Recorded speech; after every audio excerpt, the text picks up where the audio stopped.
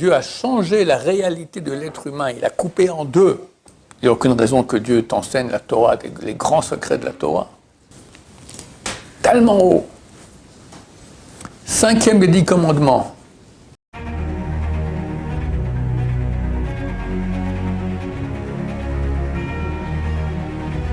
Ce jour est dédié par une certaine personne pour la mémoire de son père, Norbert Abraham Ben Jora, de mémoire béni. Oui, quelle est ta question? Quelle est l'importance d'avoir de bonnes midotes, de travailler ces midotes pour progresser dans l'étude de la Torah? Quelle importance d'avoir des bonnes midotes, des bons traits de caractère pour progresser dans la Torah? D'abord, il faut comprendre que quelqu'un qui va étudier beaucoup de Torah, mais qui est un grand tordu, plus il sera grand en Torah, plus il sera un grand tordu. Donc c'est absolument nécessaire de se travailler dans la vie pour devenir quelqu'un de bien. Il est écrit « Olam chesed yibane ». Le monde sera construit par le chesed. Ça veut dire que le chesed, la bonté, c'est la condition qui fait que le monde existe. Si les gens sont mauvais, alors évidemment le monde va exister, c'est pas que la terre va disparaître, mais ça sera un monde insupportable. Insupportable, très très dur. Et au contraire, s'il y a du chesed, il y a de l'entraide, il y a de l'aide, il y a de l'amour, parce que le chesed c'est aussi surtout dans le couple. Parce que faire du bien, tu remarqueras que dans le bâtiment, les voisins d'habitude, ça va, ils s'entendent, ils sont gentils. Mais le type, il a pu traiter sa femme de tous les noms, ou la femme a pu traiter son mari de tous les noms, puis après, elle sort, elle rencontre la voisine, bonjour, comment allez-vous? Et avec un grand sourire, c'était très gentil, alors qu'elle a fait maintenant un acte horrible.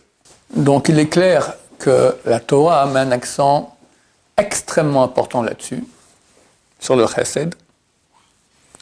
Et à nous, en tant que bons juifs, B'ezrat Hashem, à adopter cela. Le chesed, ça peut être par... Tu peux donner de l'argent, c'est un chesed. Tu peux rendre service. Tu peux dire un compliment sur quelqu'un. Tu peux, rien que quand tu le vois, tu souris. On ne se rend pas compte, mais sourire à quelqu'un, ça fait beaucoup de bien. Après, tu peux encore plus. Tu peux lui enseigner des mots de Torah. Tu peux l'aider dans des problèmes qu'il a. Toutes ces choses-là, on peut se dire, bon, moi, je n'ai pas le temps, je fais ma vie. C'est là l'erreur. Tu veux faire ta vie, pourquoi tu es venu sur Terre? Hachem ne nous a pas envoyés pour qu'on fasse la vie comme on l'entend, c'est-à-dire la façon non thoraïque, que je m'occupe de moi-même et je construis ce que je dois faire, etc. Et je ne m'occupe pas de l'autre. Rien que l'homme et la femme. À la base, ils étaient une seule personne. Pourquoi Dieu les partage? Il dit « L'otov hayot à Adam levado ». Ce n'est pas bon que l'homme soit seul, c'est-à-dire homme-femme réunis. Et c'est le aizer kenegdo. Je vais lui faire une aide en face de lui. Il coupe en deux et il met la femme en face. Nous, on aurait dit, mais non, ça aurait été beaucoup mieux qu'ils soient les deux collés. Ils se seraient entendus à merveille. Jamais ma main droite, elle n'est pas contente contre ma main gauche. Ni mon œil droit contre mon œil gauche. Ils s'entendent à merveille. Tu aurais dû laisser l'homme et la femme ensemble et il y aurait eu des couples fantastiques. Oui, mais il n'y aurait pas eu de chesed. Parce que quelqu'un serait venu me voir, j'ai besoin d'aide, je lui ai dit, écoute, on est 8 milliards sur Terre, pourquoi tu viens me voir moi? Va le voir lui. Par contre, quand c'est ma propre moitié, ma femme qui vient et qui me demande de l'aide, ou vice-versa, moi je lui demande de l'aide, il n'y a personne d'autre qui peut donner ça. Parce que ce que le membre du couple peut donner à son membre du couple, c'est unique au monde. Personne d'autre ne peut le faire. Donc, Dieu a fait une chose qui a l'air fausse et dingue, séparée. Et tu vois qu'effectivement, il y a beaucoup de couples qui ont des problèmes terribles. Et il y a beaucoup de divorces et beaucoup d'histoires. Parce que l'homme n'arrive pas à devenir quelqu'un de bon. Il est égoïste. Il passe avant. Et là est l'erreur. Si Dieu a changé la réalité de l'être humain, il a coupé en deux, avec tout le mal que ça peut apporter au monde. Il est au courant, Hachem, il savait très bien que la rabbanoute serait bourrée de gens qui veulent divorcer. Il savait ça. Et pourquoi il a séparé? Parce qu'il dit que c'est le seul moyen pour obliger les gens à devenir ce qu'ils doivent être, se réaliser. Si quelqu'un n'est pas bon avec son prochain, il ne se réalise pas, il rate sa vie. Une fois que Baruch Hashem, il s'est bien travaillé, alors parallèlement aussi, bon, il ne doit pas attendre qu'il s'est bien travaillé à l'âge de 40 ans et se commence à étudier. Parallèlement, il doit aussi commencer à étudier, mais il faut que les deux aillent ensemble. Grandir en Torah et grandir dans les bonnes midotes. Comme ça, tu deviens quelqu'un qui se réalise vraiment. Connaître la Torah, est-ce qu'il y a quelque chose de plus grand que cela? Hachem, qu'est-ce qu'il fait? Hachem étudie la Torah lui aussi. Il est la Torah. Il connaît la Torah, c'est lui qui... Donc quand on étudie la Torah, on va apprendre à connaître Hachem. Et aujourd'hui, on connaît Hachem à un niveau extrêmement bas. Il y a 4 mondes. Nous, on est là. Hachem, il est là-haut. Les anges sont ici. Mais nous, à notre source, on est là-haut aussi. Alors, la Torah qu'on étudie aujourd'hui, c'est celle-là. Mais après, il y a 2, 3 et 4. Et très bientôt, je pense, une question de... De temps. De pas beaucoup de temps. À mon avis, c'est dans 4 mois grand max, tout est terminé. Il y aura un grand dévoilement d'Hachem, et c'est fini. On ne va plus étudier là, on va être ici, à des niveaux extraordinaires. Celui qui méritera. Mais ça, évidemment, si tu ne sais pas te conduire avec ton prochain, il n'y a aucune raison que Dieu t'enseigne la Torah, les grands secrets de la Torah. Jamais de la vie. Mais si tu sais, oui, te conduire, comme il faut avec ton prochain, ton membre du couple, tes parents, ça, qui peut dire qu'il se comporte comme il faut avec les parents? Ça n'existe pas. Ça n'existe pas.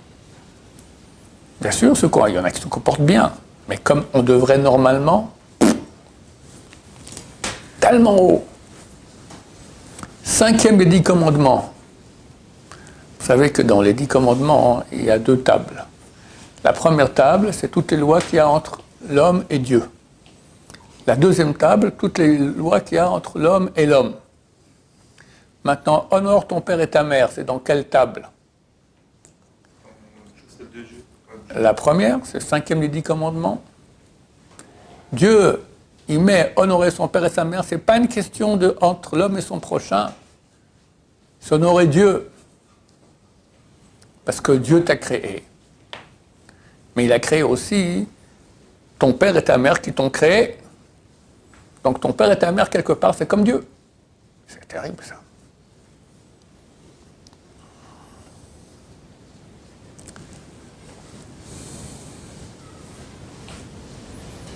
Je ne sais pas quoi vous dire, parce que qui peut dire qu'il est OK à ce niveau-là? C'est phénoménal ce qu'on peut faire. Donc, pour grandir véritablement en Torah, on doit devenir quelqu'un qui est bon.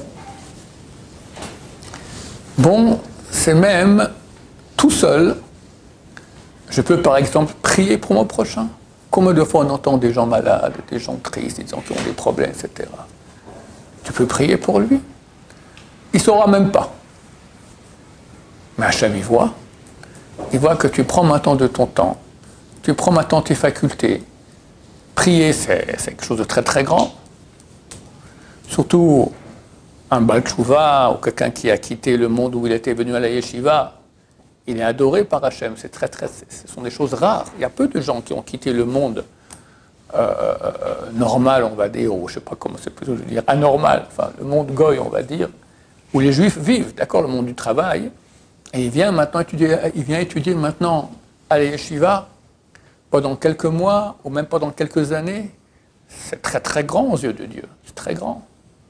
Et cette personne-là maintenant, elle prie à Hachem sans que personne ne sache. Sachez que les bontés qu'on fait à son prochain sans que personne ne sache, ça a extrêmement de valeur. C'est très très grand. Donc tu pries pour ton prochain. Tu pries pour Am Israël. Combien il faut prier maintenant pour Am Israël? On est entouré d'ennemis. Actuellement, l'antisémitisme en France, en Espagne, en Angleterre, terrible. Terrible. Terrible. Attends, tu pries Hachem. Tu demandes qu'il nous protège, qu'il y ait moins d'antisémitisme, qu'il y ait de l'amour du peuple d'Israël, que la Torah soit connue. Aussi en Israël, ici, il y a des problèmes terribles avec le monde non religieux. Il devient méchant comme il n'a jamais été. Jamais. Et pourquoi on est proche de la fin? Bezrat Hashem, très proche de la fin. Comment ça sera? J'ignore, mais ça sera certainement avec l'Iran. C'est écrit. Et à ce moment, l'Iran doit disparaître normalement, en tout cas perdre toute sa force.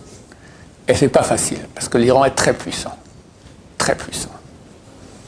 Et Trump, il veut même pas perdre un seul soldat, il a peur de perdre des soldats, alors il veut pas rentrer en guerre, alors on ne sait pas ce qui se passe. Mais ça arrivera au bout d'un moment.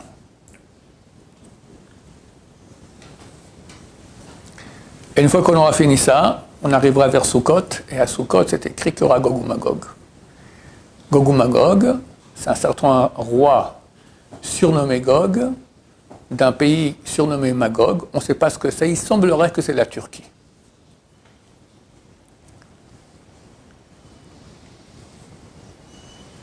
Là-bas, dans le texte, on parle de deux villes. Ces deux villes n'existent plus aujourd'hui, en tout cas pas avec les mêmes noms, mais elles existaient il y a 1000 ans, il y a 1500 ans. Et c'est des villes de Turquie. Et on sait que le chef de la Turquie, il nous hait. Pour le moment, il n'ose pas agir parce qu'il est sous les ordres de Trump. D'accord? La Turquie, c'est un pays qui fait partie de l'OTAN avec l'Amérique. Mais s'il y a une guerre entre l'Iran, l'Amérique, peut-être la Russie, la Chine, allez savoir comment ça peut se passer très facilement, ben, tout à coup, il se retrouve tout seul et il va nous attaquer. Il y avait un pays qui nous séparait entre la Turquie et Israël, c'était quoi? La Syrie. Pays très puissant.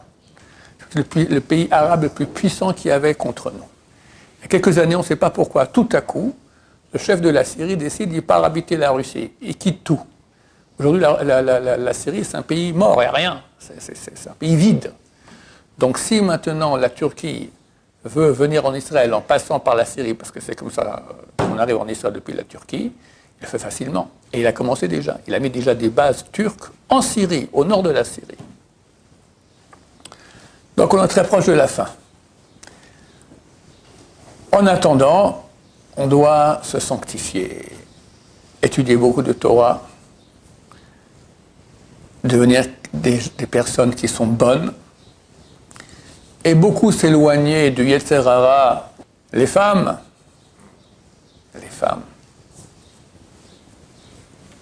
les petites boîtes là dans lesquelles il y a des films, Shem Ishmor.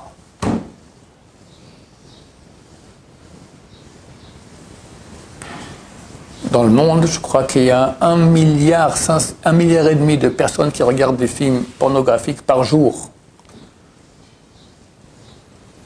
Et hélas, dans le monde juif aussi.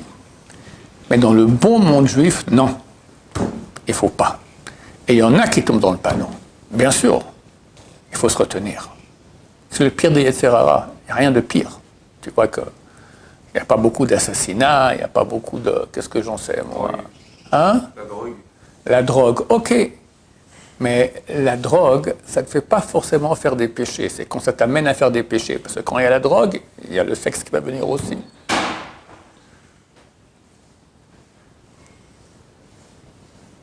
Moi, je pense que c'est l'arme du mal la plus grande qu'il y a aujourd'hui. Et c'est un grand Yetzer Hara. Il faut se battre contre ce Yetzer Hara. Voilà, donc on a un programme chargé, sympathique, difficile, et dans 4-5 mois, c'est fini le programme. Arrêtez, t'es arrivé à quel niveau? On va regarder où tu es.